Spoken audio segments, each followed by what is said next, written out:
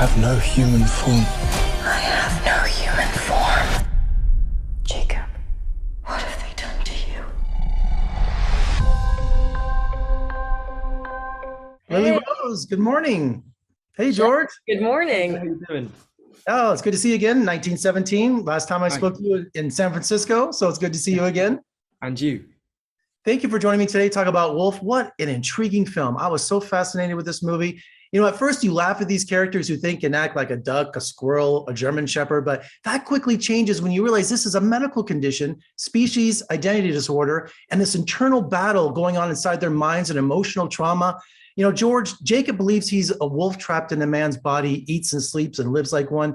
How did you mimic a wolf's movements? That was really fascinating. I think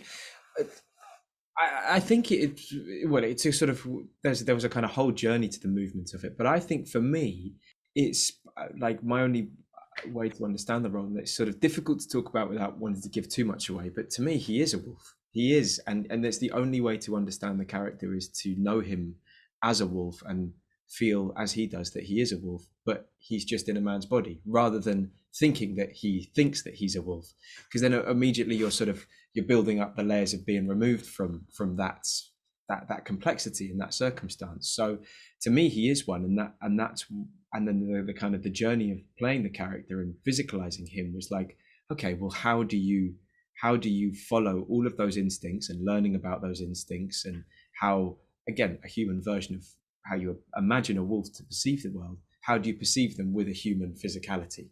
And then adding the sort of, well, also because he is unequivocally in the body that I share as well, how does a wolf's instincts get processed by a human mind, and what is a human mind, and what makes us human? And all of those questions is what drew me to the character. So, but in answer to your question, there was a lot of hours crawling as well, of just trying to get your body kind of feeling comfortable to move in that way, which is the way that he felt most comfortable. And George, the clinic is run by the zookeeper. His therapies are often abusive, violent, sadistic. Jacob is led around on a leash and collar, cattle prods, verbal abuse.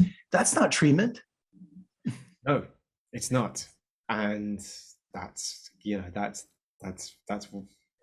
I mean, it's you're exactly right. It's not. They're not receiving the help that they're deemed to be being given there, and that's the circumstance of the story. But I think it's it's there to kind of have an even stronger kind of side to rub up against. So to kind of, you need, I think, these big, strong, contrasting ideas to kind of explore all the themes and emotions in the middle of it, and you need those themes to be contrasting and particularly strong. So that's why I think the therapies, in inverted commas, are as intense as they are. Well, thank you both for giving me one of the most intriguing films of the year. I enjoyed it immensely, and I wish you the best of luck with the film. Thank you for joining me. Cheers. Thank you so so much. Nice to see Have you. a nice day.